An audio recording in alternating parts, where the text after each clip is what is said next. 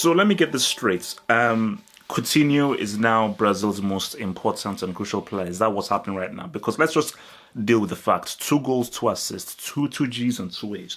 That's what has happened to me. Neymar, nah, he's not the guy. He's not the guy. He's not the guy. I'm sorry, he's just not that guy. Ronaldo, Rivaldo, Romario, Pele, they went rolling around, they went play acting. And it's almost as if like anytime anybody comes close to Neymar, I think the guy's about to break. I mean, my gosh, where is the physicality and the strength and the power?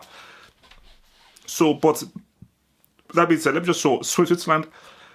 Let's just salute Costa Rica, because I never like teams to go out like chumps. You never want to go out with 0 points. So for Costa Rica, they played a good game, probably their best overall 90-minute game against Switzerland.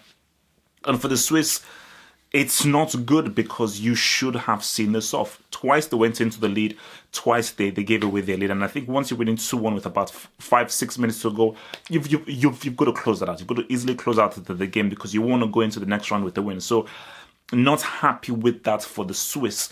And for me, I'm saying this, I mean, it's going to be a tough game against Sweden.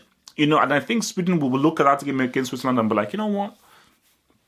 Let's see what's happening. They'll just be like, let's just see what is happening right now. So it's intriguing, very, very, very interesting to see, what is going on around there and what's happening over there. So, but let's just switch over now to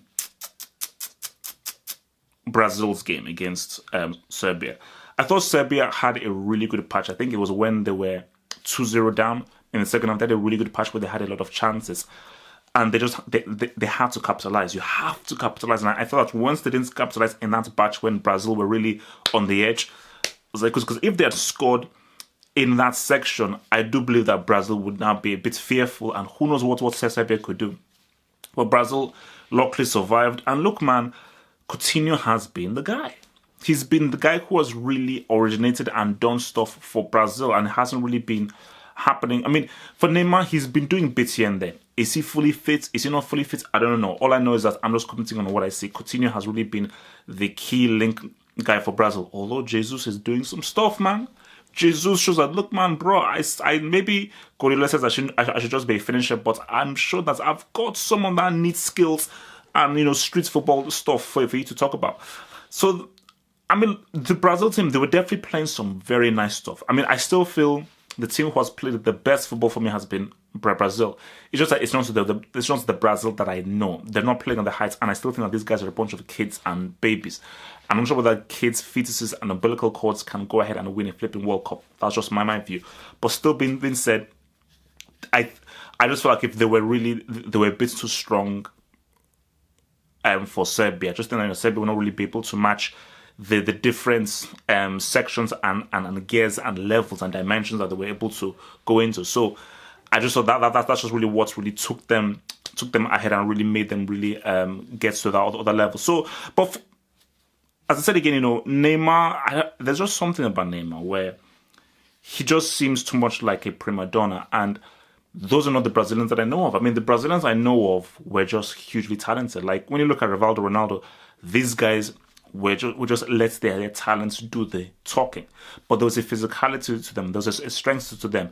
It wasn't a case of if you breathe at them, they'll just fall down and they'll start running around. So I don't know whether this is what he picked up in Europe or so what. See, for me, the Neymar in 2014 who was playing at Santos, for me, was a far hungrier, sharper, clinical player.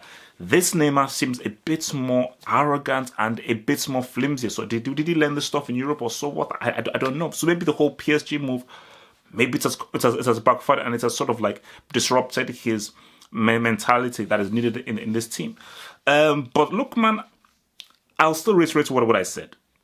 Coutinho can't win you a World Cup. He's good. Coutinho cannot lead you to a World Cup. He is a very, very important member, but he's got to be like an appendage. He can't be the main organ that leads you to a World Cup. That's just not how it works. I mean, you need your superstar like Neymar to lead you, but if your superstar is rolling around, is basically crying at the end of games, is pretty much falls every time he's built upon, it's crazy. But for me, I really thought Serbia would make it through. because I look at this is a really good team. I told you, I mean, Tadic has to be one of the players who I've been impressed with the most. And there are some very good players here. And yeah, man, and I hear you guys, man, because this whole refereeing consistency thing is crazy, because I saw the replay. I mean, Mitrovic actually managed to get ahead while he was having his shirt ripped and pulled by two Swiss players. So if you don't call for that, or you don't look at the VAR for that, then what's the use of the VAR? Because if Serbia go 2-0 up, I'm not sure whether Switzerland can come and make it 2-2. I don't think so. I think Switzerland's mentality will change, and Serbia perhaps win that game. So if they're now coming into this game with 6 points, it changes the whole dynamic, and then Serbia make it through. They probably eventually may make it through. But still, I just don't think that, you know, if they can keep the manager, keep the team together, I think these guys can do really, really good things at the Euros, because I think this is a really, really good team that can definitely get better. I think they need to keep the core together. I think Milinkovic, Savic, Matic, Mitrovic, and so forth are some really quality players. And on the defense side, they need to get better, but the defense is aside. But yeah, man, Brazil, they roll on, and it's a pretty interesting path for them. I mean, they face Mexico, going to be a tricky game, but I think they can win that.